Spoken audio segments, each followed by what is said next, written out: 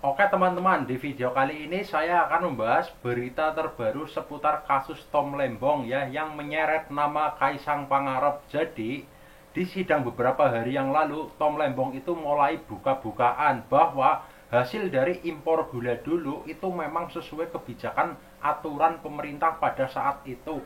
Namun, beberapa persen uang itu masuk ke rekening pribadi Kaisang. Oke, saya akan bacakan dari situs resmi ya. Leganya Tom Lembong usah dengar kesaksian saksi kasus impor gula yang dihadirkan jaksa. Jadi beberapa hari yang lalu kan jaksa menghadirkan saksi, mungkin kemarin ya. Dan Tom Lembong itu sangat lega. Saya bacakan ya, saya lanjut. Persidangan kasus dugaan korupsi impor gula oleh Kementerian Perdagangan pada periode Menteri Thomas Trikasi Lembong atau Tom Lembong bergulir pada tahap mendengarkan keterangan saksi. Lumrahnya saksi yang dipanggil pada saat pembuktian dakwaan jaksa penuntut umum adalah saksi yang akan memberatkan terdakwa ex-menteri atau Tom Lembong. Namun sebaliknya, 6 saksi yang diperdengarkan kesaksiannya pada hari Kamis tanggal 20 bulan 3 2025 hari Senin kemarin itu justru membuat Tom Lembong lega. Nah, pernyataan Tom Lembong begini, saya hari ini semakin lega karena kebenaran semakin terungkap, semakin banyak kebenaran yang terungkap, kata Tom Lembong. Nah, di sisi lain, kita semua pernah melihatnya dari media-media bahwa Tom Lembong saat mau diwawancari sama wartawan itu oleh pejabat yang berdiri di belakangnya itu kan sempat dihalang-halangi, tidak boleh bicara. Tetapi Tom Lembong kan ngeyel karena dia itu punya hak untuk berbicara.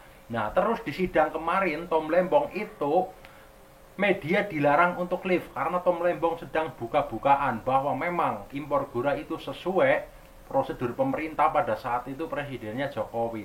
Dan dari uang hasil impor gula itu sebagian masuk ke rekening Kaisang Pangarep itu seperti itu. Tapi sampai saat ini susahnya dari pihak hukum untuk memanggil Kaisang itu sangat susah banget. Katanya backingnya sangat kuat. Jadi hal yang mustahil untuk bisa memanggil Kaisang.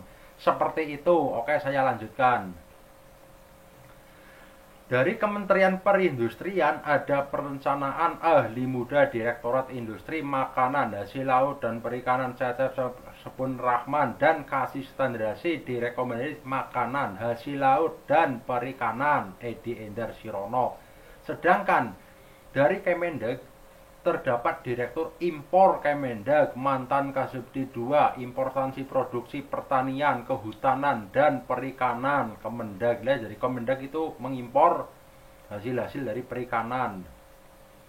Tom Lembong menilai keterangan para saksi itu memperkuat argumen bahwa kebijakan importasi gula ini diperlukan dan tidak melanggar aturan apapun. Jadi saat Tom Lembong itu mengimpor gula itu kan memang sesuai prosedur, sesuai undang-undang kementerian pada saat itu, dan itu juga yang nyuruh juga presiden pada saat itu, yaitu Jokowi. Selanjutnya, tidak merugikan petani. Salah satu dinamika sidang yang terekam adalah ketika saksi Robert Bintaryo yang membenarkan kebijakan importasi gula oleh Tom Lembong tidak merugikan para petani tebu. Tom awalnya menanyakan apakah benar ada kesulitan pemenuhan stok gula sebesar 200.000 ton oleh PT Perusahaan Perdagangan Indonesia untuk pasokan dalam negeri.